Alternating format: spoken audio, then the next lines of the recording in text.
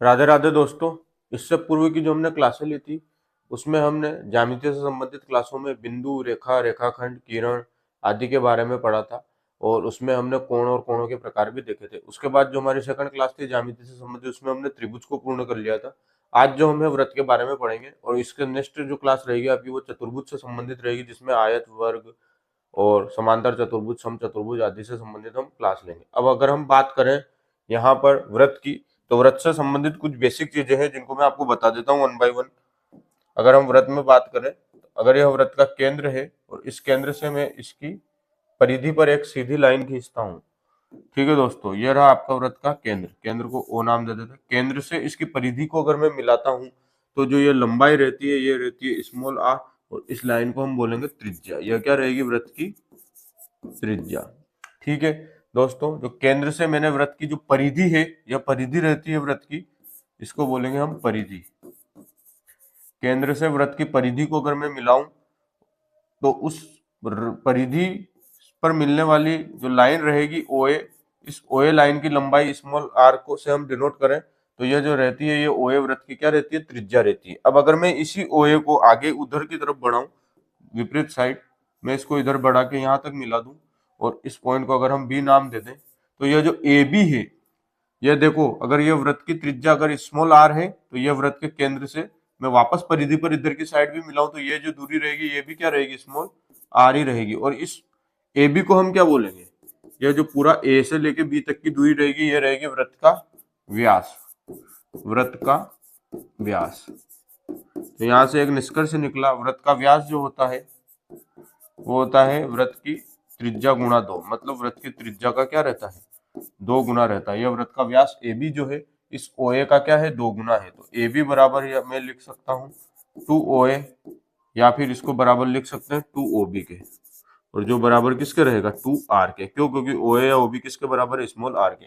तो जो वृत्त का व्यास है वो वृत्त की त्रिज्या का 2 गुना होता है। अब इसी वृत्त में अगर हम आगे बात करें, ये हो गई त्रिज्या, ये परिधि, ए बी इसका व्यास हो गया। अब अगर इसी वृत्त में मैं एक लाइन यहाँ पर ऐसे खींच देता हूँ, दो पॉइंटों को मिलाते हुए जो वृत्त की परिधि पर स्थित है, और इनको मैं नाम सी डी दे देता हूँ, तो यह जो सी डी रेखा रहेगी ये रहेगी वृत्त की जीवा। अब इसी सी डी रेखा को मैं उठा के अगर यहाँ पर रख देता हूँ ए बी की जगह, तो जो यह वृत्त की जीवा है वृत्त का व्यास बन जाएगी। तो यहाँ से भी एक निष्कर्ष निकलता है, वृत्त की सबसे बड़ी जीवा उसी वृत्त का क्या रहती है? व्यास रहती है। जो वृत्त का व्यास रहता है वो वृत्त की क्या रहती है? सबसे बड़ी जीवा रहती है। आप इस पॉइंट को यहाँ लिख लो, वृत्त का जो व्यास है, वृत्त का व्यास, वृत्त का व्यास वृत्त की सबसे बड़ी जीवा होती है। सबसे बड़ी क्या होगी? जीवा होगी। जो वृत्त का व्यास है वो वृत्त की क्या रहेगी? सबसे बड़ी जीवा होगी। ये बात आप याद रखें। जो जीवा रहेगी, अगर मैं इसको ऊपर की तरफ लाता हूं तो ये एक जगह ऐसी आएगी जब ये ए बी बन जाएगा, और ए बी बनते ही जो वृत्त का व्यास रहेगा यही वृत्त की सबसे बड़ी क्या रहेगी? जीवा भी होगी। नेक्स्ट हम बात करते हैं, बेसिक बेसिक चीजें थी जो मैंने आपको बता दी। अब हम बात करते हैं सीधे उन चीजों से जहां से प्रश्न उठते हैं। अब सबसे पहली बात करें हम वृत्त में, रीट में इस प्रकार का प्रश्न बहुत सी बार पूछा गया है, ये आप देखना। यह एक वृत्त है, इसकी मैं एक जीवा ले लेता हूं। यह जीवा हमने ले ली ए बी, ठीक है, ये ए बी जीवा है, तो ये वृत्त का रहा केंद्र। अब इस ए बी जीवा द्वारा मान लो मैं इस केंद्र से ऐसे मिला देता हूं, और इसी ए बी जीवा द्वारा इस वृत्त की परिधि पर भी हम ऐसे मिला देते हैं। तो जीवा ए बी द्वारा जो वृत्त के केंद्र पर कोण बनेगा और वृत्त की परिधि पर जो कोण बनेगा उसकी हम तुलना करते हैं। तो जीवा ए बी द्वारा अगर वृत्त की परिधि पर, ये केंद्र ओ ले लेते हैं, इसको सी बिंदु दे देते हैं। जीवा ए बी द्वारा वृत्त की परिधि पर जो कोण बन रहा है अगर वो थीटा बन रहा है, तो इसी जीवा ए बी द्वारा वृत्त के केंद्र पर जो कोण बनेगा वो 2 थीटा बनेगा। तो इस बात को आप याद रखें। यहां से सीधा प्रश्न आता है, इस प्रकार का आपको डायग्राम दे देंगे, इस थीटा की वैल्यू आपको दे दी और आपको पूछेंगे इस जीवा ए बी द्वारा केंद्र ओ पर क्या कोण बनेगा। तो कोण ए ओ बी का मान आपको निकालना रहेगा, कोण ए सी बी का मान आपको दिया हुआ रहेगा। तो अगर आपको इसका मान दे रखा है तो आप 2 थीटा, मतलब इसका 2 गुना करोगे तो आपको ये कोण आ जाएगा, और अगर आपको इसका मान दे रखा है और ये पूछा है तो इसका आधा करोगे तो ये वाला कोण आ जाएगा। ठीक है, तो इसको मैं आपको एक थ्योरी के रूप में लिखा देता हूँ। ये जीवा ए बी है तो इसके बारे में हम लिख देते हैं, एक जीवा द्वारा वृत्त के केंद्र पर बना कोण उसी जीवा द्वारा वृत्त की परिधि पर वृत्त की परिधि पर बने कोण का 2 गुना होता है। वृत्त की परिधि पर बने कोण का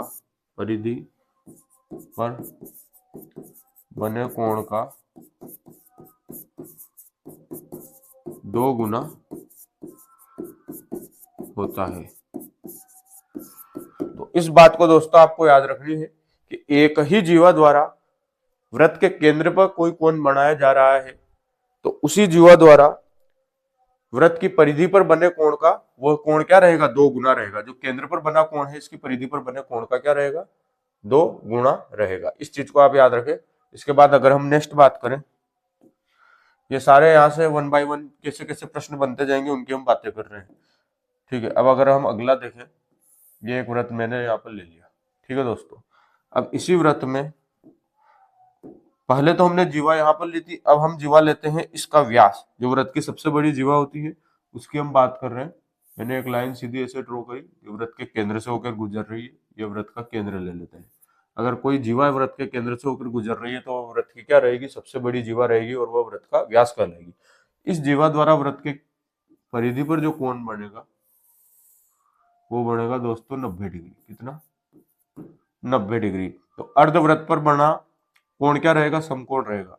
जो अर्धवृत्त है, अर्धवृत्त पर बना कोण क्या रहेगा,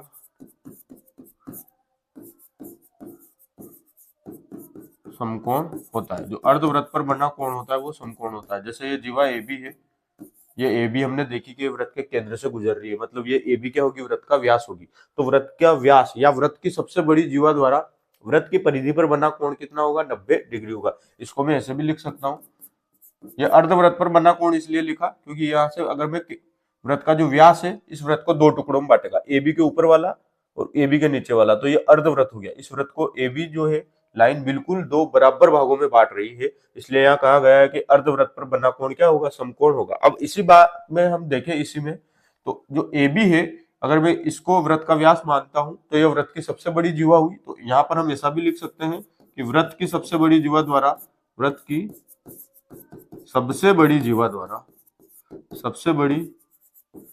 जीवा द्वारा वृत्त की परिधि पर बना कोण, वृत्त की परिधि पर जो कोण बनेगा, परिधि पर बना कोण क्या होता है, समकोण होता है, समकोण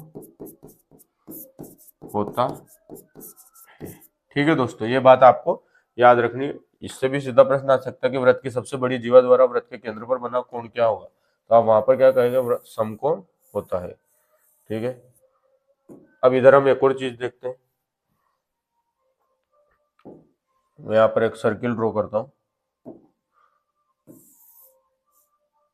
ठीक है, यहाँ पर एक मैंने सर्किल बना दिया। इसमें हम एक जीवा बना देते हैं, ये जीवा। ये सारे पॉइंट आपको याद रखने, एज इट इज प्रश्न आएंगे।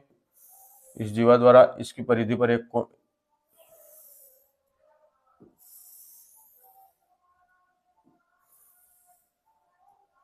अब हम बात करते हैं, इसको मैं दे देता हूँ ए पॉइंट, इसको बी पॉइंट, ये सी हो गया, ये डी हो गया।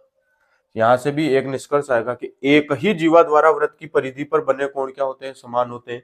इस जीवा ए बी द्वारा इस वृत्त की परिधि पर देखो सी और डी 2 जगह कोण बनाए जा रहे हैं। पहला कोण है, अगर हम बात करें ए सी बी, तो एक थीटा ये हो गया, और दूसरी बात करें तो ए डी बी, दूसरा ये भी क्या रहेगा, थीटा ही रहेगा।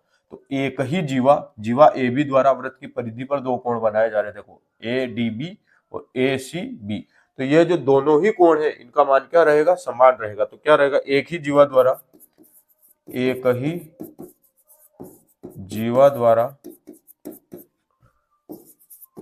वृत्त की परिधि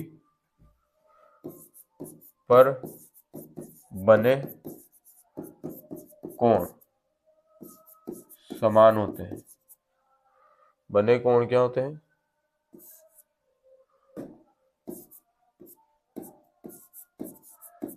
समान होते हैं। एक ही जीवा द्वारा वृत्त की परिधि पर बने कोण क्या होंगे, समान होंगे। लेकिन यहाँ पर एक शर्त और है, यह जो जीवा ए बी है, यह जो दोनों पॉइंट हो इसके एक ही तरफ होने चाहिए। सी और डी है, ये दोनों ऊपर की तरफ। अगर मैं यहाँ पर एक कोई पॉइंट ले लेता हूं, अभी आप देखो उसको भी देखें, अगर मैं यहाँ पर कोई पॉइंट लेता हूं इसमें नीचे की साइड, मैंने यहाँ पर कोई पॉइंट ले लिया और इस जीवा को ऐसे ऐसे मिला दिया, तो यह कोण थीटा के बराबर नहीं होगा। ये बात आप याद रखना। वृत्त की परिधि पर किसी जीवा द्वारा बने कोण समान मान के होते हैं, लेकिन वो कब होंगे, जब वो उस वृत्त की जो जीवा है उसके एक ही साइड हो। ये सी और डी दोनों पॉइंट क्या है, इस ए बी के ऊपर की तरफ है, तो ये जो दोनों थीटा रहेंगे ये क्या रहेंगे, एक ही मान के। तो एक ही जीवा द्वारा वृत्त की परिधि पर बने कोण क्या होंगे, समान होंगे। तो इस जीवा द्वारा वृत्त की जो परिधि पर कोण बन रहे हैं सी और डी, ये दोनों के मान क्या होंगे, समान होंगे। इधर वाला कोण थीटा नहीं होगा, ये याद रखना आप। इसके उसी साइड बनेंगे वही थीटा होंगे। अगर आप इसके इधर कोण बनाओगे तो इसका मान थीटा नहीं होगा। इस पॉइंट को भी आप याद रखें, ताकि आप कभी ऐसा प्रश्न आ जाए तो कंफ्यूज नहीं हो जाए। मान लो वो इधर वाला थीटा पूछ ले, अब इधर वाले थीटे का मान क्या होता है ये भी मैं भी आपको आगे बताऊंगा। धीरे धीरे जाके हम चक्री चतुर्भुज देखेंगे, वहां पर मैं इस चीज को वापस डिस्कस करूंगा कि वहां पर हमने क्या पढ़ा था। बस आप इतना याद रखें कि एक जीवा ए बी द्वारा वृत्त के एक ही साइड, मतलब इस जीवा द्वारा अगर वृत्त की इस जीवा के ऊपर की साइड में कहीं भी पॉइंट ले लूं, मैं एक पॉइंट यहाँ पर ले लेता हूँ और ए और बी उस कोण का मान निकालूंगा, तो वो भी थीटा के बराबर होगा। तो थीटा के बराबर क्यों होगा, क्योंकि एक ही जीवा द्वारा वृत्त की परिधि पर बने कोण समान होते हैं। तो ए बी द्वारा इसकी परिधि पर जो ये कोण बन रहे हैं इनका मान क्या रहेगा, समान रहेगा। नेक्स्ट हम बात करते हैं, एक मैं व्रत ले लेता हूं। ये सब डायरेक्ट प्रश्नों की बात हो रही है, यहां से ऐसे कैसे ही प्रश्न आएंगे। एक मैंने व्रत लिया, इस व्रत पे मैंने किसी प्रकार से दो जीवाएं बनाई। अब उन दो जीवा की बात कर रहे हैं। एक जीवा मैंने इससे खींच दी ये। अब जीवा देखना, पहले आप चित्र देखें, ए बी सी और डी, इसमें दो जीवा है इस व्रत में, ए बी और सी डी इस व्रत की क्या है, दो जीवा है। अब इन दोनों ही जीवाओं को मैं क्या कर रहा हूं, आगे मैंने बढ़ाया और ये भाई बाहर जाके किसी बिंदु पी पर मिली। कहां पर मिली, किसी बिंदु पी पर। तो दो जीवाएं, इसकी मैं लैंग्वेज लिख रहा हूं पहले, फिर आपको बताता हूं इनमें क्या रिलेशन होगा और इनसे किस प्रकार का प्रश्न बनेगा। दो जीवा पी ए, जीवा पी ए नहीं, दो जीवा आप लिखो यहाँ पे ए बी व सी डी किसी भाई बिंदु पी पर, किसी भाई बिंदु पी पर क्या करती है, प्रतिच्छेद करती है। पी पर प्रतिच्छेद करती है। तो एक जीवा ए बी होगी, एक सी डी होगी। इन दोनों जीवा को मैंने आगे बढ़ाया तो ये पी बिंदु पर मिल रही है। तो इनमें क्या रिलेशन रहेगा वो देखो। जो यहां से हम बात करें पी ए जो रहेगा गुणा अगर मैं करता हूं पी बी, वो बराबर होगा पी सी गुणा पी डी के। ये एक इंपॉर्टेंट चीज है, इसको आप याद रखना। अगर वृत्त की दो जीवाएं हैं, दो जीवा ए बी और सी डी, हमने वृत्त की दो जीवाएं ली, इन जीवाओं को मैंने आगे मिलाया तो ये किसी बिंदु पी पर मिली। तो इस बिंदु से जो दूरी रहेगी पी ए गुणा पी बी बराबर होगा पी सी गुणा पी डी के। अब प्रश्न कैसा आएगा, आपको कोई प्रश्न दे दिया, उसमें एक वृत्त दे दिया, यहां से दो जीवाएं निकल रही है, इस प्रकार से आपको दो जीवाएं निकलते हुए दे दी। ये एक जीवा इधर दे दी, एक इधर दे दी। अब इनको आगे जाके ऐसे मिलाया, यहाँ पर ये किसी बिंदु पी पे मिला, या ए बी ले लेते हैं या सी डी ले लेते हैं। अब आपको ए बी की लंबाई दे दी, ए पी की लंबाई दे दी 6 सेंटीमीटर, पी बी की दे दी 4 सेंटीमीटर, इधर आपको पी सी की दे दी 8 सेंटीमीटर। अब आपको पी सी 8 सेंटीमीटर दे दिया, पी ए 6 सेंटीमीटर दे दिया, पी बी 4 सेंटीमीटर दे दिया और पूछा पी डी की लंबाई बताओ।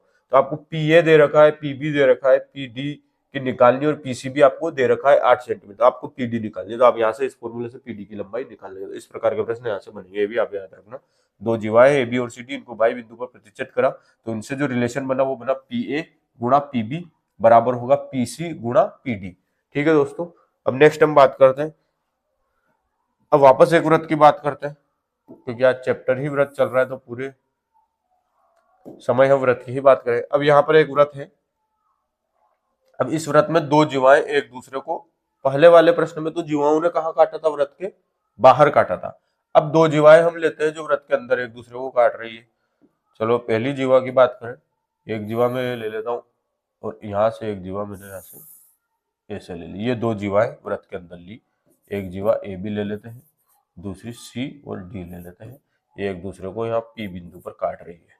तो दो जीवा ए बी और सी डी अंतः बिंदु पी पर प्रतिच्छेद करे तो इसमें भी किस प्रकार का रिलेशन बनेगा वो देखिए। दो जीवाएं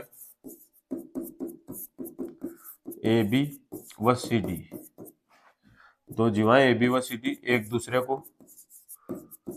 दूसरे को अंतः बिंदु किस पर, पी पर प्रतिच्छेद करे तो क्या कंडीशन रहेगी। अब पहले हमने क्या था, दो जीवाएं थे वो बाहर एक दूसरे को प्रतिच्छेद कर रही थी, उसकी कंडीशन लिखी थी। अब दो जीवाएं हैं ए बी और सी डी, वो पहले पी बिंदु पर बाहर थी, अब ए बी और सी डी पी बिंदु पर कहा अंदर प्रतिच्छेद कर रही है। तो यहां से जो रिलेशन बनता है वो पी ए गुणा पी बी बराबर होगा पी सी गुणा पी डी के। तो यहां से आप देखो पी ए गुणा पी बी बराबर होगा पी सी गुणा पी डी के। इस बात को भी आप याद रखो, यहाँ पर भी उसी प्रकार से प्रश्न रहेगा। दो जीवाएं दे देंगे, या तो आपको किसी जीवा की पूरी की लंबाई दे दी, या आपको दे दिया पी ए आपको दे दिया, पी बी आपको दे दिया, पी सी दे दिया और पी डी की मान आपसे पूछा, तो आप इस रिलेशन से उसको निकालेंगे। यहाँ से इस प्रकार से प्रश्न बनेगा। नेक्स्ट हम बात करें,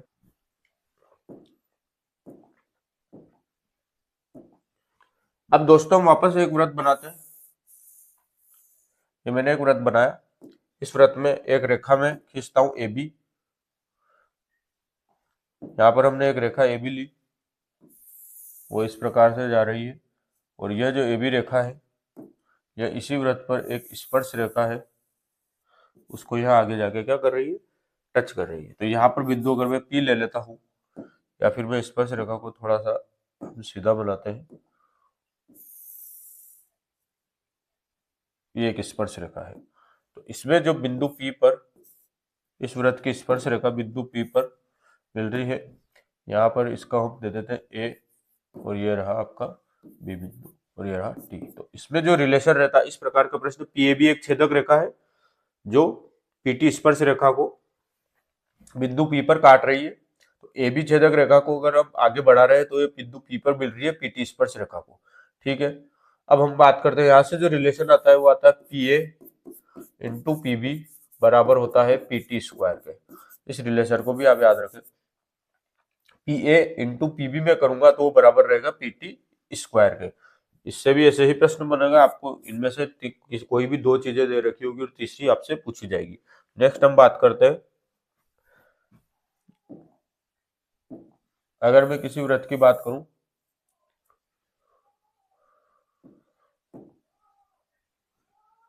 यहां पर हम एक जीवा ले लेते हैं, ठीक है दोस्तों। अब व्रत का जो केंद्र है, इस केंद्र से मैं व्रत की जीवा पर क्या डालता हूं, एक लंब डालता हूं। व्रत के केंद्र से मैंने इसकी जीवा पर एक लंब डाला, तो यह जो व्रत के केंद्र से व्रत की जीवा पर अगर हम कोई लंब डालते हैं तो वह लंब उस जीवा को समद्विभाजित करता है। जैसे ये जीवा ए बी है, व्रत का केंद्र ओ ले लिया, इस केंद्र ओ से मैंने व्रत की जीवा ए बी पर कोई लंब डाला, इसको मैं दे देता हूँ ये सी। ओसी जो है व्रत की जीवा ए बी पर लंब है, तो ये जो ओसी जो है इस जीवा ए बी पर लंब है। पहली बात तो इस पर 90 डिग्री का कोण बनाएगा, और दूसरी बात जो है जीवा ए बी इसको दो बराबर भागों में बांटेगा, मतलब ए सी जो है वो बराबर रहेगा सी बी के। ये बात आप याद रखना, व्रत के केंद्र से उसकी जीवा पर डाला गया लंब उसे समद्विभाजित करता है। मैं इसको ऐसे लिख देता हूँ, व्रत के केंद्र से उसकी जीवा पर डाला गया लंब, व्रत के केंद्र से उसकी जीवा पर डाला गया लंब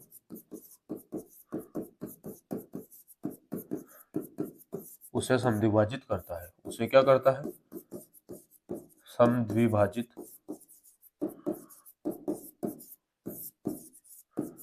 करता है। व्रत के केंद्र से किसी जीवा ए बी पर अगर हमने लंब डाला तो वह इस ए बी को दो बराबर भागों में बांटेगा, मतलब ए सी बराबर रहेगा सी बी के। नेक्स्ट हम बात करें, एक व्रत में लेता हूं यहाँ पर, इसी व्रत पर अगर हम कोई स्पर्श रेखा लें,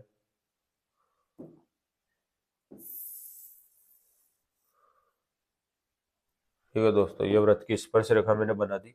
ये वृत्त का केंद्र है, केंद्र बिंदु में बीचों बीच ले लेता हूँ। यह केंद्र की बात करें, यह रहा वृत्त का केंद्र। अब इस वृत्त के केंद्र से मैंने इस स्पर्श रेखा को मिलाता हूँ। वृत्त का यह केंद्र है, इस केंद्र से हम कोई स्पर्श रेखा जो हमने खींची है उस पर मैं इस वृत्त के केंद्र को ऐसे मिला देता हूँ। तो वृत्त के केंद्र से ये वृत्त की परिधि पर तक एक लाइन है, मतलब ये क्या होगी, वृत्त की त्रिज्या होगी। यह वृत्त का केंद्र हो गया। ये स्पर्श रेखा, इस केंद्र से मैंने वृत्त के स्पर्श रेखा पर एक सीधी लाइन ड्रॉ करी। तो केंद्र से वृत्त की परिधि तक ये लाइन आई, मतलब ये क्या होगी, वृत्त की त्रिज्या होगी। तो जो वृत्त की त्रिज्या हमेशा वृत्त की जो स्पर्श रेखा हमने खींची उस पर 90 डिग्री का कोण बनाएगी। तो ये कोण कितना रहेगा, 90 डिग्री रहेगा। कितना, 90 डिग्री। ठीक है, भले आपको ये लाइन टेढ़ी नजर आ रही हो हल्की सी, पर जो ये लाइन रहेगी इसके ऊपर जैसे ही इसको टच करेगी तो यह कोण जो रहेगा ये 90 डिग्री का रहेगा। तो वृत्त की त्रिज्या ये थोड़ी सी हल्की सी टेढ़ी मैंने इसीलिए बनाई कि हमें अगर इसको सीधा बनाऊंगा तो आप कहोगे तो सीधा नजर आ रहा है सर के 90 डिग्री, नजर तो आएगा ही सही, लेकिन मैंने इसको हल्का सा टिल्ट करके बनाया है लाइन को, ताकि आप देखें कि ये कोण जो रहेगा 90 डिग्री का रहेगा। ये आपको नजर नहीं भी आ रहा है 90 डिग्री, लेकिन ये है 90 डिग्री का। क्यों क्यों क्योंकि वृत्त की जो त्रिज्या है वो वृत्त के ऊपर जो स्पर्श रेखा है उसके ऊपर हमेशा 90 डिग्री का कोण बनाएगी। ठीक है, मैं इस वृत्त को थोड़ा सा अभी सीधा कर देता हूँ, तो आपको और वो चीज क्या हो जाएगी, क्लियर हो जाएगी।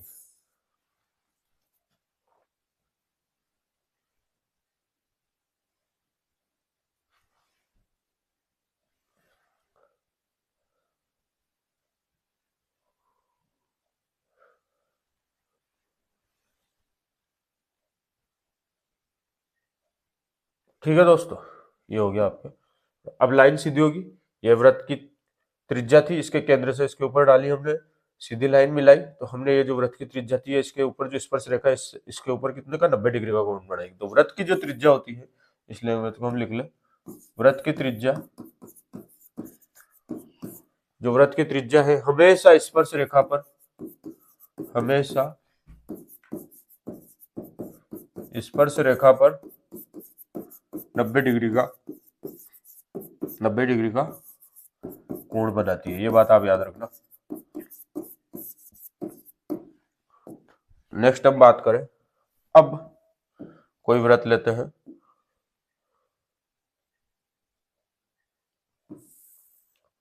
अब इस वृत्त पे मैं कोई भाई बिंदु मान लो मैं यहाँ पर लेता हूं।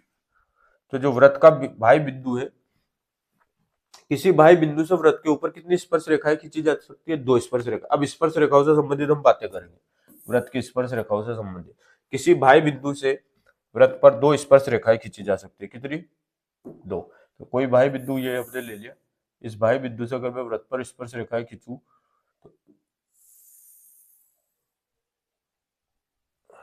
ये भाई बिंदु आप यहाँ पर मान लेते हैं, कोई भाई बिंदु है ए। इस भाई बिंदु से मैंने वृत्त पर स्पर्श रेखाएं खींची ए बी और ए सी, ये वृत्त का केंद्र है। अभी हमने पढ़ा कि अगर मैं स्पर्श रेखा पर केंद्र से ऐसे मिला दूं, इससे पहले वाली स्लाइड में आपने देखा अगर केंद्र से मैं स्पर्श रेखा को मिला रहा हूं, या केंद्र से मैं वृत्त की, केंद्र से मैं जो स्पर्श रेखा को मिला रहा हूं, मतलब वृत्त की त्रिज्या जो होगी यह इस स्पर्श रेखा पे कितने डिग्री का कोण बनेगी, 90 डिग्री का। यहाँ भी कितना डिग्री का कोण बनेगा, 90 डिग्री का। क्यों, क्योंकि इससे पहले वाली स्लाइड में आपने देखा था कि वृत्त की त्रिज्या हमेशा स्पर्श रेखा पर 90 डिग्री का कोण बनाती है। तो मैंने केंद्र से जैसे ही वृत्त की परिधि मतलब स्पर्श रेखा को मैंने टच किया तो ये इसकी त्रिज्या होगी। तो जो वृत्त की त्रिज्या है यह क्या करेगी, वृत्त की त्रिज्या इस केंद्र, वृत्त की त्रिज्या क्या करेगी, इस स्पर्श रेखा पर 90 डिग्री का कोण बनाएगी। तो कोण ओ बी ए 90 डिग्री रहेगा और कोण सी ओ सी ए बी क्या रहेगा, 90 डिग्री रहेगा। और ये जो ओ बी और ओ सी है ये क्या, वृत्त की त्रिज्या है। तो मैं इसको स्मॉल आर भी लिख सकता हूँ कि ये दोनों क्या रहेगी, बराबर बराबर रहेगी। और ए बी और ए सी ये दोनों भी क्या रहेंगे, बराबर रहेंगे। तो यहाँ पर आप कुछ पॉइंट लिखो, वृत्त के भाई बिंदु से, वृत्त के भाई बिंदु से वृत्त पर 2 स्पर्श रेखाएं खींची जा सकती है। वृत्त पर कितनी स्पर्श रेखाएं खींची जा सकती है, 2 स्पर्श रेखाएं खींची जा सकती है। 2 स्पर्श रेखाएं जो है वो क्या करी जा सकती है, खींची जा सकती है। तो ये तो पहला पॉइंट हो गया। ठीक है, अब जो दोनों स्पर्श रेखाएं उनकी लंबाई क्या रहेगी, बराबर रहेगी। दोनों जो स्पर्श रेखा है, दोनों स्पर्श रेखाएं लंबाई में क्या रहेगी, समान रहेगी, लंबाई में समान होगी। ये दोनों स्पर्श रेखा है वो लंबाई में क्या होगी, समान होगी। ये पॉइंट भी आपको याद रखना, जो वृत्त पर हमने दो स्पर्श रेखाएं खींचेंगे वो दोनों स्पर्श रेखाएं क्या रहेगी, लंबाई में भी समान रहेगी। अब तीसरी हम बात करें, अब जो केंद्र है उससे स्पर्श बिंदु ये रहा, इसको मिलाने वाली जो रेखा रहेगी वो इस स्पर्श रेखा पर क्या रहेगी, लंब रहेगी। लंब क्यों रहेगी, क्योंकि वृत्त की त्रिज्या जो है वो स्पर्श रेखा पर हमेशा क्या बनाती है, 90 डिग्री का कोण बनाती है। यह मैं आपको इससे पहले वाली लाइन में बता ही चुका हूँ स्लाइड में। अब यहाँ पर जो कोण बी ए और सी की हम बात करें और कोण बी ओ सी की बात करें, ये क्या रहेगा, 180 डिग्री रहेगा। क्यों, क्योंकि देखो चतुर्भुज के, देखो ए बी ओ सी एक चतुर्भुज बन रहा है, चतुर्भुज के चारों कोणों का योग 360 डिग्री होता है। ये कोण 90 डिग्री, ये कोण 90 डिग्री, तो ये कोण और ये कोण दोनों कितने बच गए, 360 माइनस 180 कर ले इन दोनों कोणों का योग, तो ये जो दो कोण बचे हैं इन दोनों कोणों का योग कितना होगा, 180 डिग्री होगा। तो यहां से जो कोण आएगा बी ओ सी प्लस कोण बी ए सी, ये किसके बराबर होगा, 180 डिग्री के बराबर होगा। ये पॉइंट भी आप याद रखना। कभी आपको ये कोण दे दिया और इस कोण के बारे में पूछा तो आपको पता कैसे चलेगी, तो ये दोनों 90-90 आपको नहीं दे रखे, मतलब बता नहीं रखे, तो आप यहाँ से देखना कि स्पर्श रेखा को अगर मैं केंद्र से किसी रेखा से मिला रहा हूँ, केंद्र मतलब त्रिज्या, ये कोई स्पर्श रेखा है, इसको ये त्रिज्या मिली हुई है, तो मतलब ये कोण और ये कोण तो 90 डिग्री रहेगा ही रहेगा, भले आपको प्रश्न में नहीं दे रखा हो, लेकिन आपको डायग्राम ऐसा बना के दे दिया और ये आपको दे दिया कि ये केंद्र है, केंद्र से रेखा इसको मिल रही है, स्पर्श रेखा को, इधर भी स्पर्श रेखा को मिल रही है, तो ये दोनों कोण तो 90 डिग्री रहेंगे। अब आपको मान लो ये वाला कोण दे दिया और ये पूछा, तो 180 में से इस कोण का मान जो रहेगा उसको घटा देना, तो कोण ए का मान आ जाएगा। तो यहाँ कोण बीओसी मतलब ये वाला कोण, कोण बीओसी, और कोण बीएसी मतलब ये वाला कोण, तो इस कोण और इस कोण का योग कितना रहेगा, 180 डिग्री रहेगा। ये पॉइंट आप यहाँ से याद रखें। नेक्स्ट हम बात करते हैं, जब अब हम देखते हैं कि यदि कोई चतुर्भुज है जो एक वृत्त को स्पर्श कर रहा है, मैंने एक वृत्त बना दिया, मैं इस वृत्त से एक चतुर्भुज ऐसे बना देता हूं,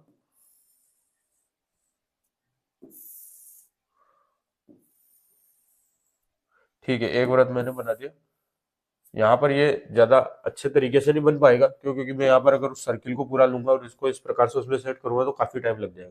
अब आप देख लो, एक चतुर्भुज है पी क्यू आर और S, P Q R S, यदि किसी चतुर्भुज की भुजाएं किसी वृत्त को स्पर्श करे, ये एक चतुर्भुज है जिसके भुजाएं है किसी वृत्त को, मतलब अंदर इनके एक वृत्त बना हुआ, उसको क्या कर रहे हैं, स्पर्श करे, तो सम्मुख भुजाओं का युग्म दूसरी सम्मुख भुजाओं के युग्म के क्या रहेगा, बराबर रहेगा। तो अगर मैं बात करूं, एक चतुर्भुज दे दिया आपको पी क्यू आर एस, जो कोई वृत्त है उसकी स्पर्श कर रहा है चारों तरफ से, या किसी चतुर्भुज की भुजाएं किसी वृत्त को स्पर्श करे, तो कोई चतुर्भुज है इसकी सारी भुजाएं क्या कर रही है, इस वृत्त को स्पर्श कर रही है। तो यहाँ पर एक कंडीशन निकल के आती है, वो आप लिखे, मैं पॉइंट के रूप में लिख देता हूं, किसी चतुर्भुज की भुजाएं चतुर्भुज की भुजाएं किसी वृत्त को स्पर्श करें, किसी वृत्त को स्पर्श करें, तो सम्मुख भुजाओं का युग्म, तो एक सम्मुख भुजाओं का युग्म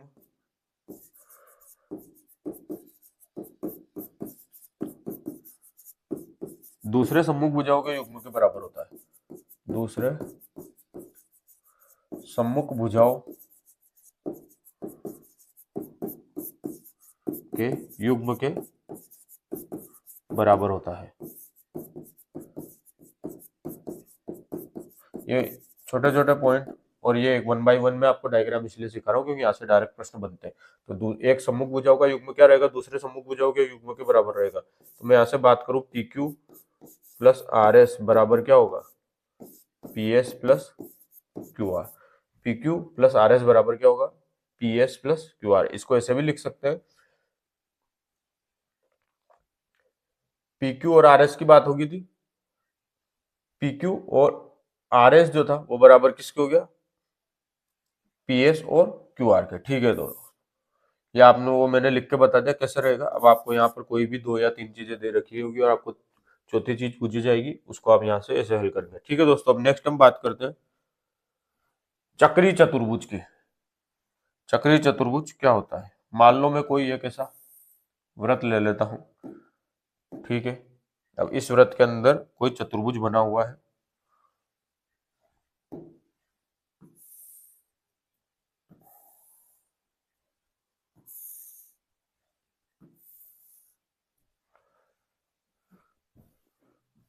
अब वृत्त की मैंने क्या करा, परिधि पर 4 बिंदु लिए, तो ए मैं इनको ले लेता हूं, ए बी सी डी। तो यह चक्रीय चतुर्भुज कैसे कहा जाएगा, तो वृत्त की परिधि पर कोई 4 बिंदु लेकर अगर उनसे किसी चतुर्भुज का निर्माण किया जाए तो वह जो चतुर्भुज रहेगा वह क्या रहेगा, चक्रीय चतुर्भुज रहेगा। तो मैं यहाँ पर लिख देता हूं, वृत्त की परिधि पर 4 बिंदु लेकर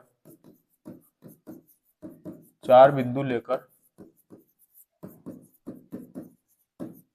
वृत्त की परिधि पर 4 बिंदु लेकर उसके भीतर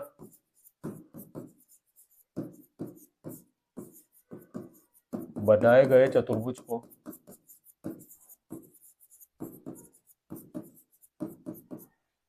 चक्रीय चतुर्भुज कहते हैं।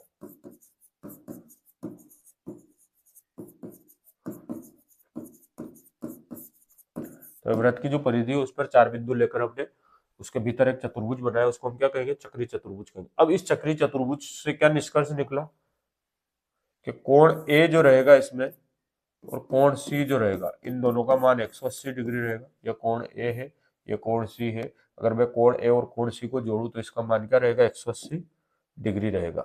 ठीक है दोस्तों, और कोण बी प्लस कोण डी करें तो इसका मान भी क्या रहेगा, 180 डिग्री रहेगा। ये दोनों ही चीजें इंपॉर्टेंट है, याद रखना। किसी चक्रीय चतुर्भुज में आमने सामने के कोणों का योग क्या रहेगा, 180 डिग्री रहेगा। ये आपको याद रखनी है। कोण ए दे दे और डायरेक्ट आपसे कोण सी का मान पूछे तो 180 में से कोण ए का मान आप घटा देना तो कोण सी आ जाएगा, अगर इस प्रकार का डायग्राम दिया हुआ है।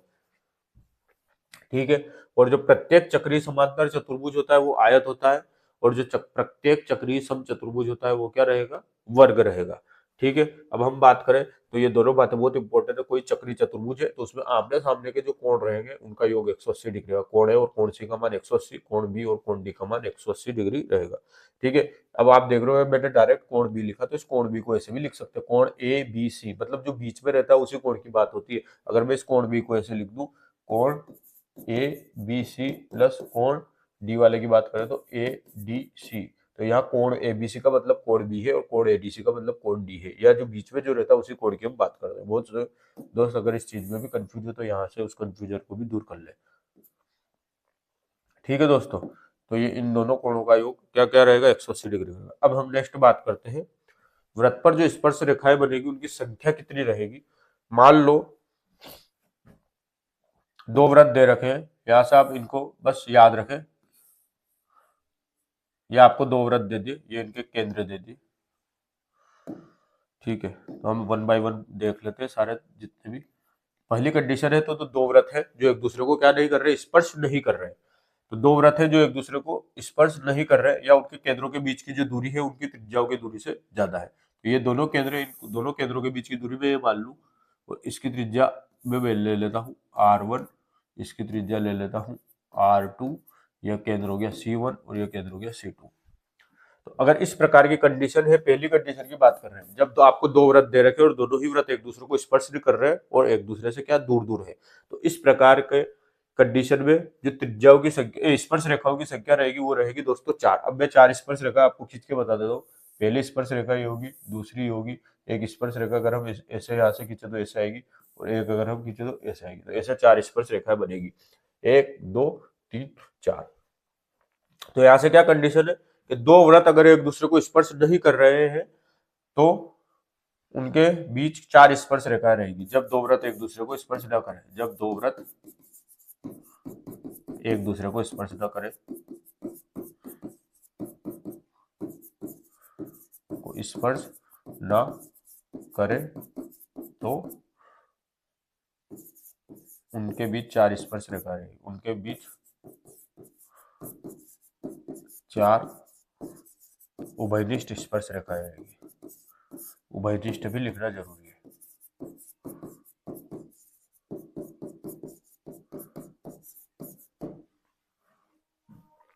अब ये कंडीशन कब होगी, पहली बात तो आपको या तो स्पष्ट रूप से दे दिया कि 2 वृत्त है जो एक दूसरे को स्पर्श नहीं कर रहे तो उनके बीच में उभयनिष्ठ स्पर्श रेखाएं कितनी होगी, तो 4 होगी। अब अगर उन्होंने दे दिया कि 2 वृत्त हैं जिनके केंद्रों के बीच की दूरी आपको दे दी और त्रिज्या दे दी, तो आपको कैसे पता चलेगी कि ये जो वृत्त है एक दूसरे को स्पर्श कर रहे हैं या नहीं कर रहे। जब केंद्रों के बीच की दूरी C1 C2 वो उनके त्रिज्याओं के योग की दूरी से ज्यादा होगी, मतलब क्या रहेगा, वृत्त एक दूसरे को स्पर्श नहीं कर रहे। देखो ये केंद्रों के बीच की दूरी C1 C2 मानो, ये यहाँ से यहाँ तक की दूरी कितनी होगी, ये भी R2 होगी, और ये इतनी दूरी भी क्या होगी, R1 होगी।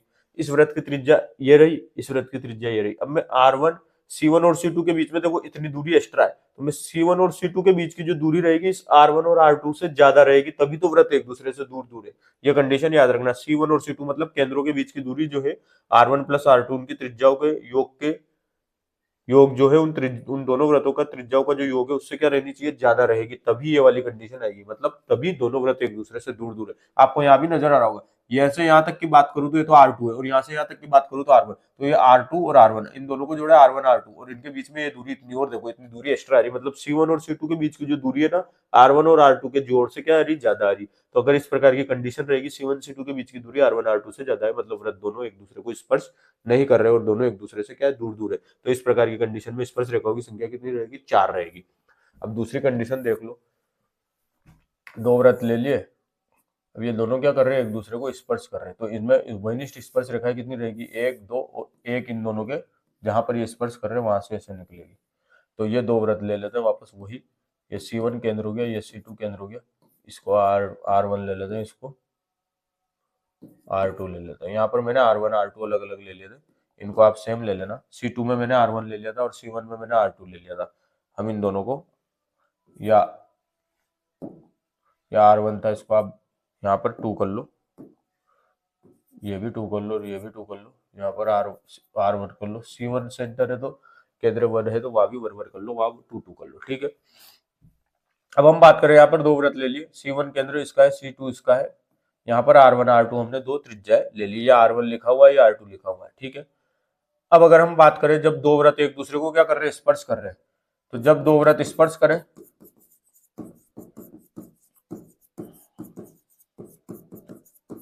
तो उभयनिष्ठ त्रिज्याओं की संख्या 3, कितनी, उभयनिष्ठ त्रिज्याओं ने उभयनिष्ठ स्पर्श रेखाओं की संख्या, उभयनिष्ठ स्पर्श रेखाओं की संख्या बराबर कितनी रहेगी, 3 रहेगी, ठीक है। और इस वाले में क्या रहता है, C1 प्लस C2 जो है वो बराबर रहेगा R1 plus R2। C1 plus C2 नहीं, C1 और C2 के बीच की दूरी की बात हो रही है यहाँ पे, तो C1 इंटू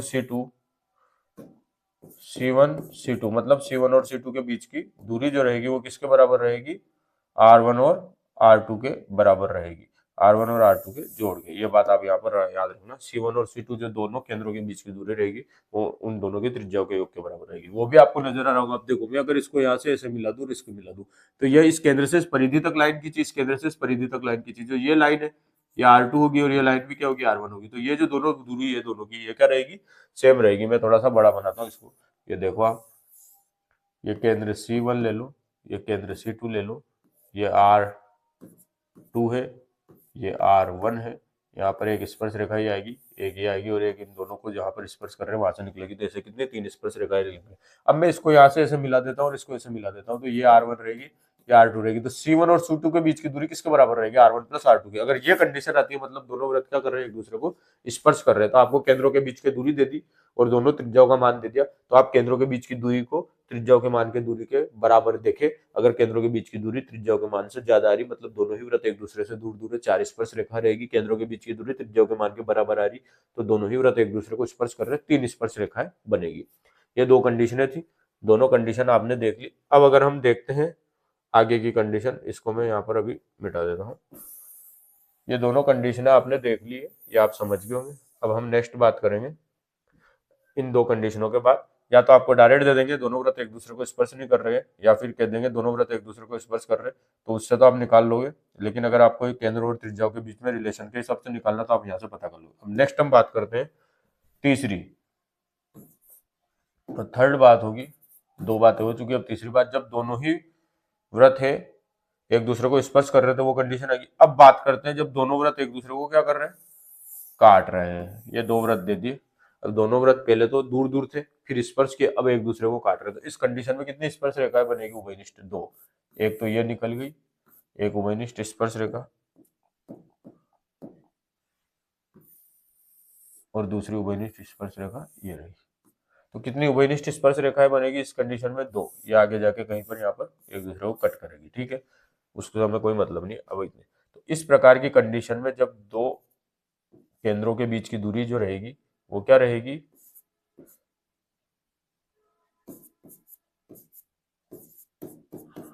दोनों के त्रिज्याओं के योग से तो कम और त्रिज्याओं के अंतर से क्या रहेगी, ज्यादा रहेगी।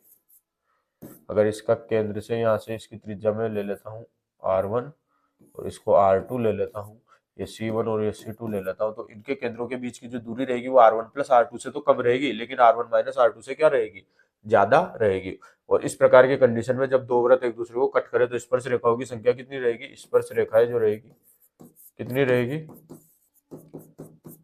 दो। उभयनिष्ठ, उभयनिष्ठ स्पर्श रेखाएं कितनी रहेगी, उभयनिष्ठ भी मैं यहाँ लिख देता हूँ, दो रहेगी। अब अंतिम बात हम करें,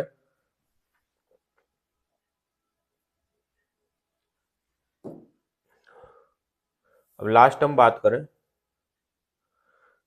ठीक है दोस्तों, यहाँ पर चलो इधर ले लेते हैं इसको। जब दो वृत्त एक दूसरे को क्या करें, आंतरिक रूप से टच करें, एक वृत्त ये रहा और इसके अंदर मैंने एक वृत्त और ऐसे बना दिया, ये दोनों एक दूसरे को आंतरिक रूप से टच कर रहे हैं, तो इस कंडीशन में उभयनिष्ठ स्पर्श रेखा कितनी रहेगी, एक रहेगी। ये केंद्र C2 ले लेते हैं, ये केंद्र C1 ले लेते हैं, और यहाँ पर जो रहेगा C1 C2 उसका मान R1 और R2 के अंतर से भी क्या रहेगा, बराबर रहेगा। यहाँ से C1 C2 का जो मान रहेगा दोनों ही वृत्तों की त्रिज्याओं के अंतर के क्या रहेगा, बराबर रहेगा। तो स्पर्श रेखा कितनी रहेगी, उभयनिष्ठ, उभयनिष्ठ स्पर्श रेखा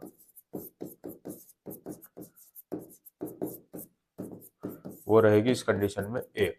तो हमने अभी तक चार कंडीशनें पढ़ी। पहली कंडीशन में जब दोनों ही वृत्त एक दूसरे से दूर दूर है तो चार उभयनिष्ठ रेखा, जब दोनों ही वृत्त एक दूसरे से दूर थे तो चार, जब दोनों एक दूसरे को बाहरी रूप से परिधि से टच कर रहे हैं तो चार उभयनिष्ठ रेखाओं की जगह कितनी बनेगी, तीन बनेगी। ठीक है, और अब तीसरी कंडीशन कब है, जब दोनों ही एक दूसरे को कट कर रहे हैं तो इसमें दो उभयनिष्ठ रेखाएं बनेगी।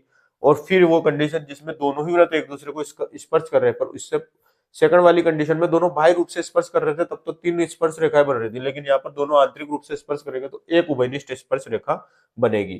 ठीक है, यह चौथी कंडीशन आपके सामने आ गई। अब अपन एक लास्ट कंडीशन ले लेते हैं, पांचवी कंडीशन। उस पांचवी कंडीशन को चलो मैं यहाँ पर आपको बताता हूं।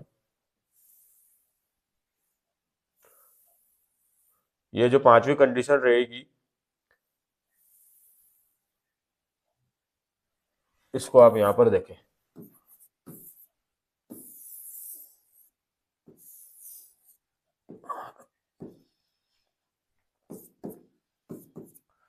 इस कंडीशन में कोई उभयनिष्ठ स्पर्श रेखा नहीं रहेगी। क्यों? क्योंकि दोनों ही वृत्त एक दूसरे को टच ही नहीं कर रहे, तो उभयनिष्ठ स्पर्श रेखा अंदर है, इस वृत्त के अंदर ये दूसरा वृत्त है, तो इसमें उभयनिष्ठ स्पर्श रेखा किस प्रकार से बनेगी, तो कोई उभयनिष्ठ स्पर्श रेखा रेखा नहीं बनेगी, नहीं बनेगी। और इसमें अगर कंडीशन बात करें हम तो जो C1 और C2 रहेगा दोनों केंद्रों के बीच की दूरी रहेगी जो दोनों त्रिज्याओं के अंतर से क्या रहेगी, कम रहेगी। जो R1 R2 का अंतर रहेगा उससे भी कम इन दोनों वृत्तों के केंद्रों के बीच की जो दूरी रहेगी वो रहेगी। ठीक है दोस्तों, अब अगर हम बात करें आगे, ये लास्ट थ्योरी से संबंधित बातें हैं, इसके बाद हम न्यूमेरिकल से शुरू करेंगे। लेकिन ये बातें इसलिए पता है क्योंकि इससे संबंधित प्रश्न वहां पर रेट में सीधे पूछे जाते हैं, और कुछ नई बातें हमने ऐड करी, क्योंकि क्या पता अगर नया प्रश्न आया तो इन कंडीशनों के ऊपर आएगा, और सीधा प्रश्न आया थ्योरेटिकल रूप में आ गया कि दो वृत्त है एक दूसरे को स्पर्श कर रहे हैं, उभयनिष्ठ स्पर्श रेखाओं की संख्या होगी, तो आपको पता है दोनों वृत्त एक दूसरे को स्पर्श कर रहे हैं बाह्य रूप से, अगर उसमें ऐसा लिखा हुआ है तो उभयनिष्ठ स्पर्श रेखाएं तीन रहेगी। ये चीजें अगर आप पढ़ के जाओगे तो सीधा वहां पर एक क्लिक करोगे और आगे निकल जाओगे। ठीक है, इसलिए मैं आपको ये चीजें बता रहा हूँ। अब बात करते हैं उभयनिष्ठ स्पर्श रेखा की लंबाई। ये दो वृत्त है एक दूसरे को स्पर्श नहीं कर रहे, एक स्पर्श रेखा MN है, एक दूसरी स्पर्श रेखा मैंने यहाँ पर खींची, मैं इसको मैं नाम दे देता हूँ, मान लो PQ। ठीक है, तो उभयनिष्ठ अनुस्पर्श रेखा मतलब ये जो स्पर्श रेखा ये दोनों में क्या उभयनिष्ठ है, जितनी MN रहेगी उतनी ही क्या रहेगी, PQ रहेगी।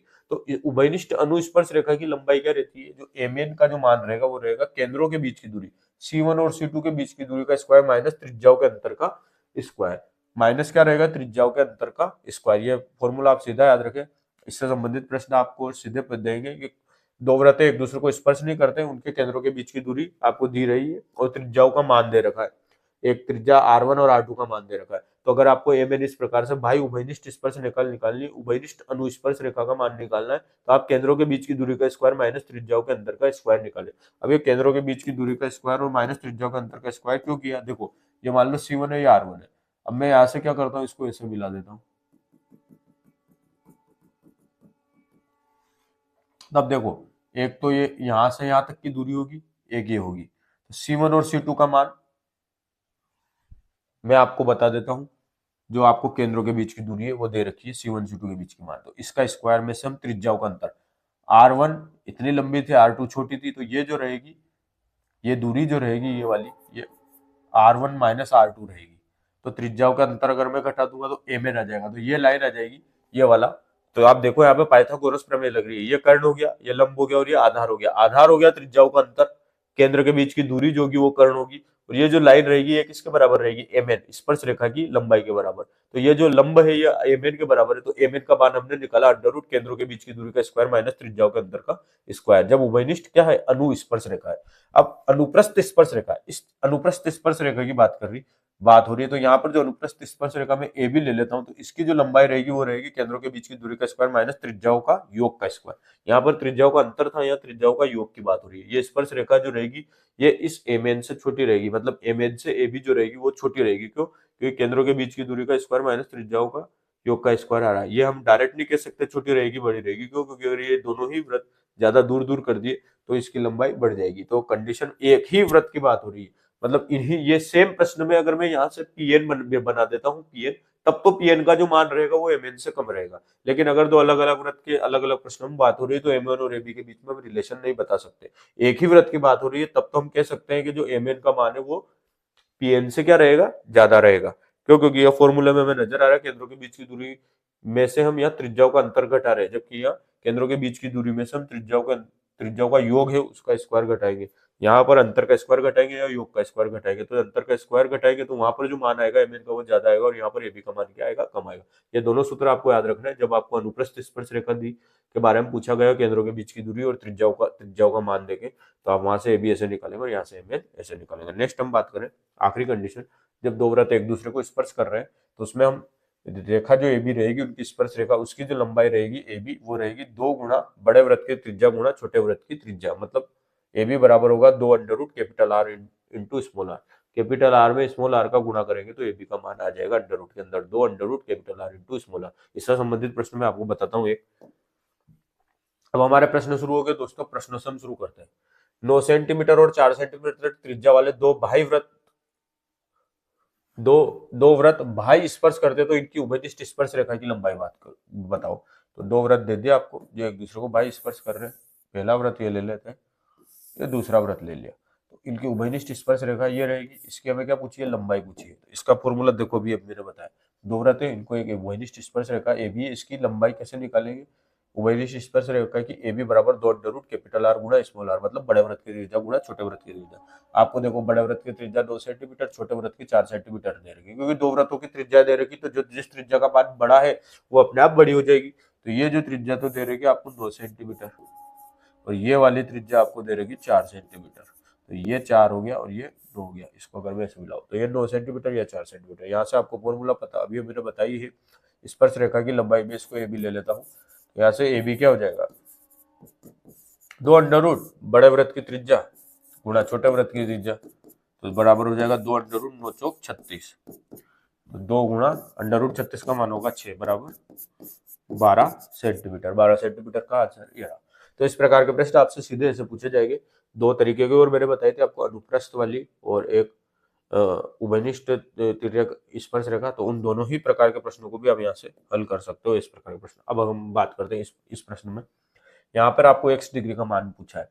मैंने आपको स्टार्टिंग का ही पॉइंट बताया था कि किसी वृत्त की जीवा द्वारा उस वृत्त के केंद्र पर बनाया गया कोण उसी जीवा द्वारा वृत्त के परिधि पर बनाए गए कोण का क्या रहता है, 2 गुना रहता है। तो अगर मैं यहाँ बात करूँ, ये 2 पॉइंट ले लेता हूँ, ये एक ए ले लिया, एक बी ले लिया, अगर मैं इसको ऐसे मिला दूं तो ये ए बी जीवा होगी। अब इस ए बी जीवा द्वारा देखो आप केंद्र पे कोण बन रहा है x डिग्री, और इसी ए बी जीवा द्वारा परिधि पर कोण बन रहा है 40 डिग्री। तो जो केंद्र पे कोण रहता है ये परिधि के कोण के क्या रहता है, 2 गुना रहता है। तो x का मान क्या रहेगा, 2 गुना 40 डिग्री, तो ये कितना हो जाएगा 80 डिग्री। तो 80 डिग्री आपका आंसर होगा, आप आगे निकल जाओगे। इस प्रकार के जो प्रश्न रहेंगे वृत्त में ज्यादातर कंडीशन वाले रहते हैं, जिनको मैंने आपको आगे बता दी कैसा होने पर क्या आंसर रहेगा, क्या रहने पर क्या कोण का मान रहेगा। तो ऐसे डायरेक्ट प्रश्न आएंगे, आपको ज्यादा दिमाग लगाने की जरूरत नहीं है।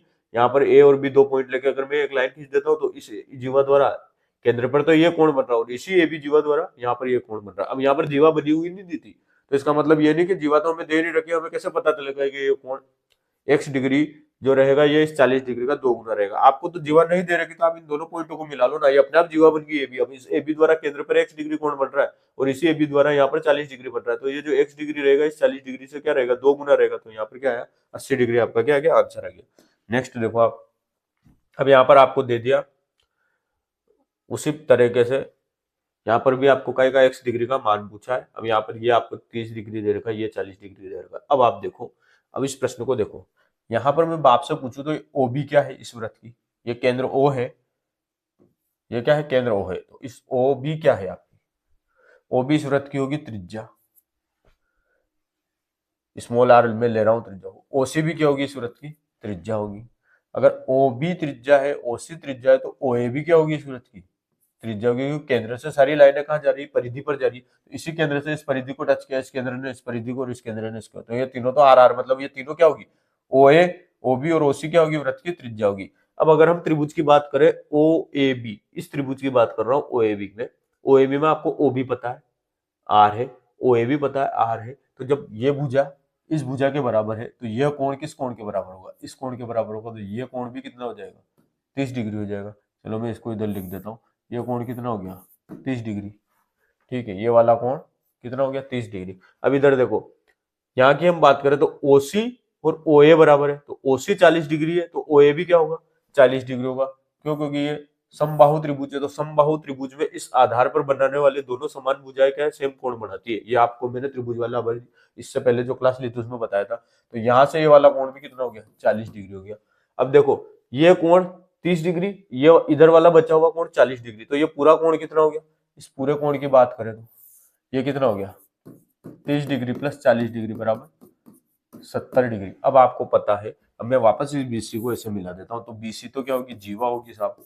अब इस जीवा द्वारा केंद्र पर बना कोण x है, और इसी जीवा द्वारा यहाँ A पर बन रहा कोण कितना है, 30 डिग्री और 40 डिग्री मतलब 70 डिग्री है। तो ये कोण आपको पता है 70 डिग्री, पूछा x का मान, तो x बराबर क्या होगा, 2 गुणा 70 डिग्री बराबर कितना होगा, 140 डिग्री। तो 140 डिग्री आपका क्या हो गया, उत्तर हो गया।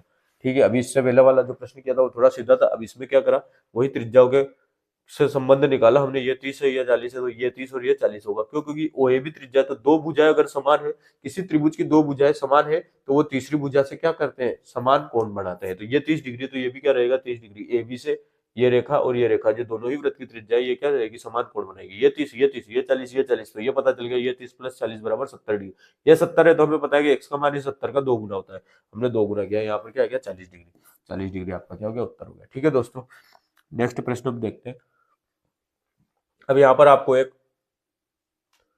जीवा दी हुई है, उसी से हमें करना है। देखो, अब इस प्रकार का प्रश्न कैसे हल करें, अगर आपको यह 40 डिग्री दे रखा है, ये थीटा दे रखा है, ये पूरा कोण 85 डिग्री दे रखा है, ये कोण है 85, ये 40, ये थीटा। अब ये कोण पता चल जाए तो इस 85 और ये कोण हमें पता चल जाए, ये थीटा है, तो तीनों कोणों का योग, क्योंकि त्रिभुज है तो 180 डिग्री होगा। त्रिभुज के तीनों कोणों का योग कितना होता है, 180 डिग्री होता है। ये कंडीशन भी हमने इससे पहले वाली क्लास में पढ़ी थी। तो अब आप देखो, यहाँ पर हम बात करें तो त्रिभुज और वृत्त दोनों को मिला के यहाँ पर प्रश्न पूछ लिया गया है। त्रिभुज को भी मिला लिया और वृत्त दोनों को मिला के क्या कर लिया, यहाँ पे प्रश्न पूछ लिया। तो अब इस कंडीशन में हम कैसे करेंगे इसको सोल्व, देखो यहाँ पर जीवा CD है, इस CD द्वारा देखो इस वृत्त की परिधि पर दो कोण बन रहे हैं, एक तो यहाँ बन रहा है, एक यहाँ बन रहा है। तो ये 40 डिग्री है, तो ये भी कितना होगा, 40 डिग्री होगा। क्योंकि वृत्त की परिधि पर एक ही जीवा द्वारा वृत्त की परिधि पर बनाए गए कोणों का मान क्या रहेगा, समान रहेगा। तो इस जीवा CD द्वारा यहाँ 40 डिग्री बन रहा, तो वहां पर भी क्या बनेगा, 40 डिग्री बनेगा। अब आपको ये 40 डिग्री पता है, ये 85 पता है, तो इस थीटा का मान क्या होगा, तो जो थीटा का मान क्या रहेगा, त्रिभुज के तीनों कोणों का योग कितना होता है, 180 डिग्री। तो 180 डिग्री में से मैं इस 40 डिग्री और 85 डिग्री को जोड़ के घटा देता हूँ। तो 180 डिग्री में से मैं 40 डिग्री और 85 डिग्री को घटाऊंगा, तो कितना आएगा, 180 माइनस ये हो जाएंगे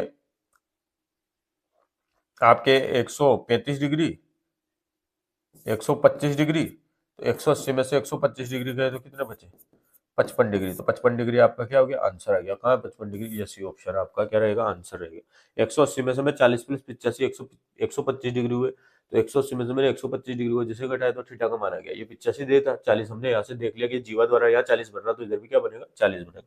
ठीक है दोस्तों, नेक्स्ट हम बात करते हैं। अब आया साहब चक्रीय चतुर्भुज की बात।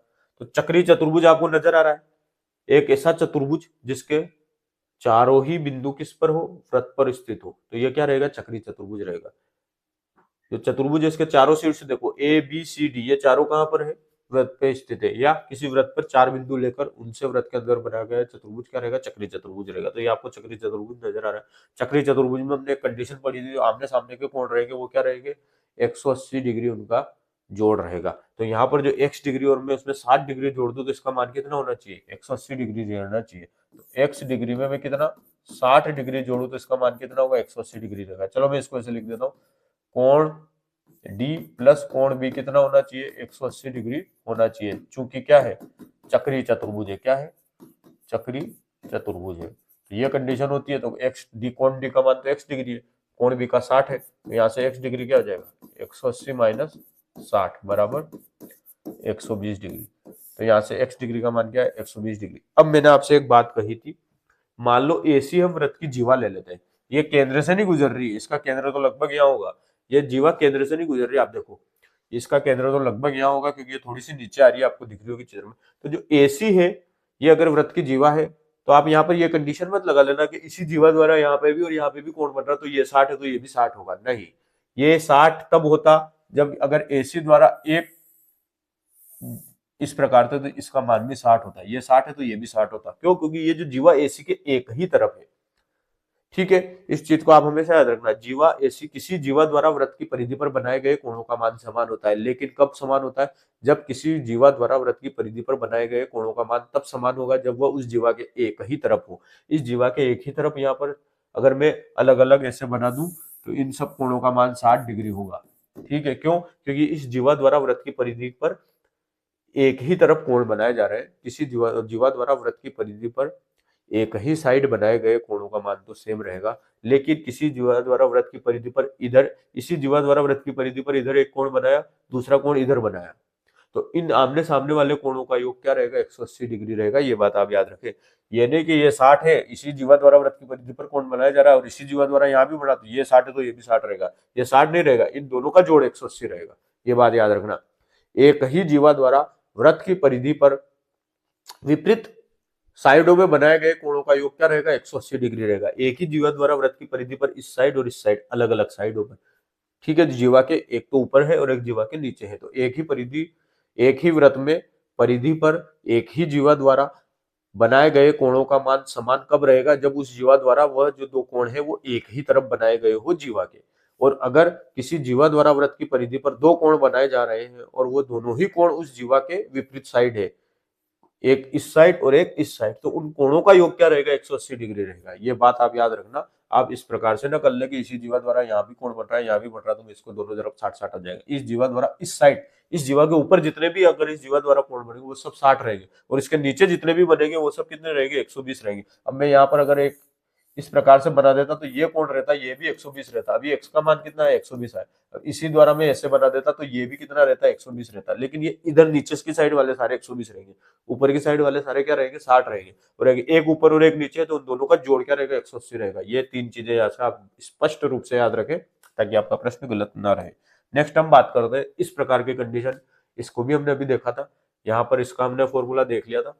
आपको AC they the 10 centimetre, A से C 10 दे दी, AE दे दी आपको 8, AC 10, AE 8, और AD कितनी दे दी 5, ठीक है। AD 5 दे दी और AB का मान पूछा। तो यहां से हमने कंडीशन पढ़ी थी, AC गुणा AB बराबर होगा AD गुणा AE। ये फॉर्मूला मैंने आपको भी थ्योरी वाली क्लास जो थी, इसी में थ्योरी और न्यूमेरिकल दोनों की क्लास है, तो मैंने थ्योरी में आपको बता दिया था।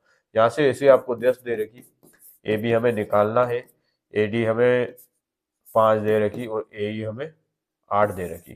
तो यहाँ से मैं AB का मान निकालूंगा तो आएगा 5 गुणा 10 8, 5 गुणा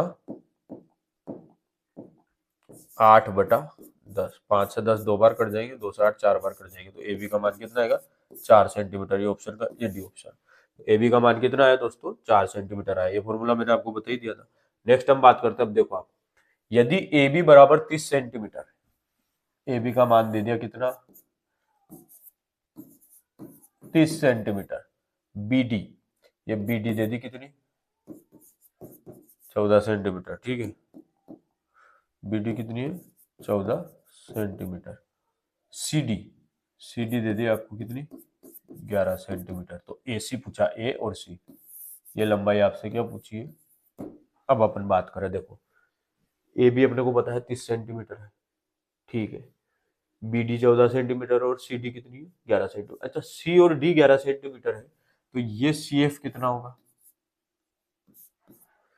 देखो ये कोई बिंदु भाई बिंदु, इस भाई बिंदु से मैंने इस वृत्त पे दो स्पर्श रेखाएं खींची, एक तो सी डी और एक सी एफ। अगर सी डी 11 सेंटीमीटर है तो सी एफ भी कितना होगा, 11 ही सेंटीमीटर होगा। क्यों, क्योंकि किसी भाई बिंदु द्वारा वृत्त पर खींची गई स्पर्श रेखाओं की लंबाई क्या रहेगी, समान रहेगी। तो इस सी द्वारा अगर मैं इस पे स्पर्श रेखा खींच रहा हूँ, सी डी स्पर्श रेखा होगी, और सी एफ भी क्या होगी, इस सी बिंदु से स्पर्श रेखा होगी। सी डी 11 है तो सी एफ भी क्या रहेगी, 11 रहेगी। ये तो आपको पता चला गया।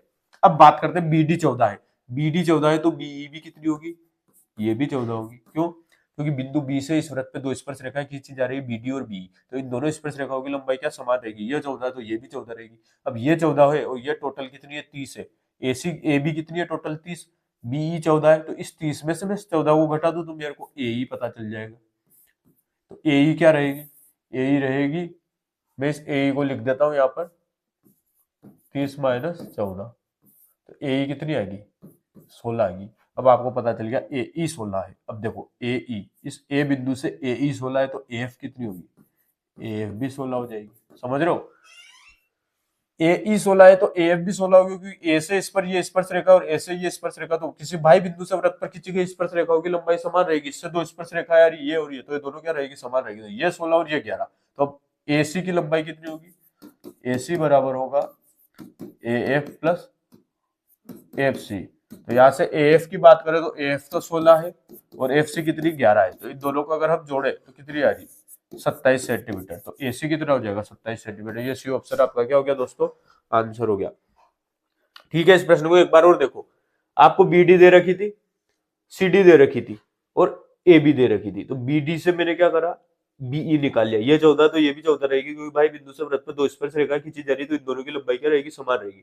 इसी प्रकार ये 11 थी तो ये भी 11 रहेगी, क्योंकि सी बिंदु से दो स्पर्श रेखाएं खींची गई, सी एफ और सी डी। ये 11 है तो ये भी क्या रहेगी, 11 रहेगी। दोनों की लंबाई क्या सेम रहेगी।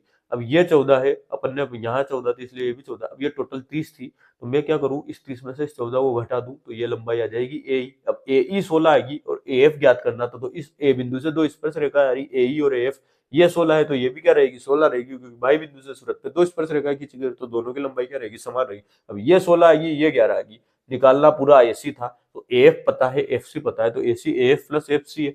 16 प्लस 11 जोड़ा कितना आ गया, 27 सेंटीमीटर। तो 27 सेंटीमीटर हमारा क्या आ गया दोस्तों, उत्तर आ गया। नेक्स्ट प्रश्न देखो, यदि ओ ए आपको दे रखा 5 सेंटीमीटर, ए सी दे रखी 6 सेंटीमीटर, तो ओ बी ज्ञात करो। अब आपको मैंने भी बताया था, किसी जीवा पर वृत्त के केंद्र से अगर हम लंब समद्विभाजक डालें तो उस जीवा को कितने भागों में बांटेगा, दो बराबर भागों में बांटेगा। तो इस केंद्र से इस जीवा के ऊपर हमने लंब डाला तो इसको दो बराबर भागों में बांटेगा। तो ये 6 सेंटीमीटर है, तो ए बी कितनी होगी, 3 सेंटीमीटर।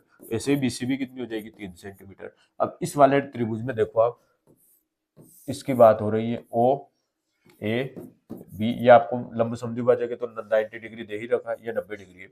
ये आपको पता है 3 सेंटीमीटर, ये आपको पता है 5 सेंटीमीटर।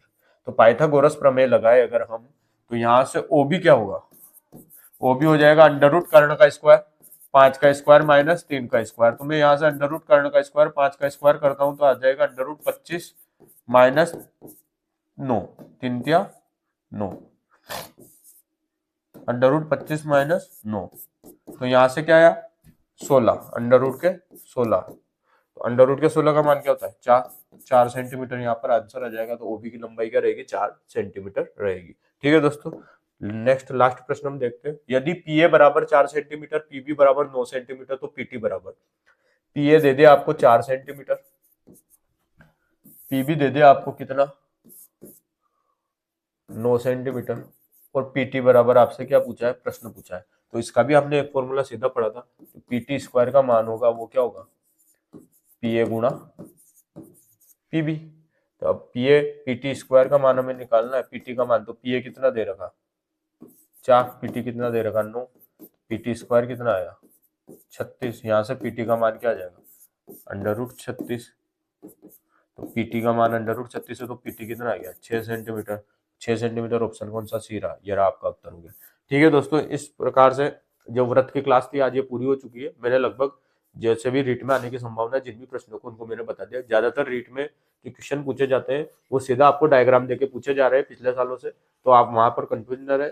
अगर आपसे थ्योरी के रूप में कोई प्रश्न पूछ लिया जाए तो आप वहां पर कंफ्यूज न रहे। इसी प्रश्न को अगर मैं थ्योरी में बात करूं तो एक व्रत की जीवा ए बी है, जो जिसे आगे बढ़ाने पर वो व्रत की स्पर्श रेखा पीटी को बिंदु पी पर टच करती है। ठीक है, तो वो ऐसे आपको प्रश्न दे दिया कि एक वृत्त की जीवा ए बी को आगे बढ़ाने पर वह वृत्त की स्पर्श रेखा को बिंदु पी पर टच करती है, तो स्पर्श रेखा और स्पर्श बिंदु के बीच की दूरी ज्ञात करो यदि पी ए बराबर 4 सेंटीमीटर और पीबी बराबर 9 सेंटीमीटर। इस प्रकार से लैंग्वेज बना के भी आपको प्रश्न दे सकते हैं, पर ज्यादातर में प्रश्न इसी प्रकार से दिया रहता है। अगर लैंग्वेज बना के दे तो आप उसको डायग्राम में कन्वर्ट कर ले और उसके बाद उसको सोल्व करें। ठीक है दोस्तों, ये क्लास आज यही खत्म हो जाएगी और आपकी जो व्रत की क्लास थी पूर्ण हो चुकी है। लगभग मैंने व्रत के आपको सारे तरीके के सवाल बता दिए हैं। और सवालों की बात करें तो सवाल तो कितने ही बन सकते हैं, लेकिन कंसेप्ट क्लियर होना चाहिए। तो मैंने आपके थ्योरी से जो रीट में आने की संभावना है प्रश्नों के, उनके कंसेप्ट क्लियर कर दिए हैं। अब इसके बाद जो हम बात करेंगे वो चतुर्भुज की बात करेंगे, जो हमारी नेक्स्ट क्लास में हम उसको पढ़ेंगे। ठीक है दोस्तों, धन्यवाद, मिलते हैं नेक्स्ट क्लास में। क्लास अच्छी लगी हो तो दोस्तों लाइक शेयर और सब्सक्राइब करें।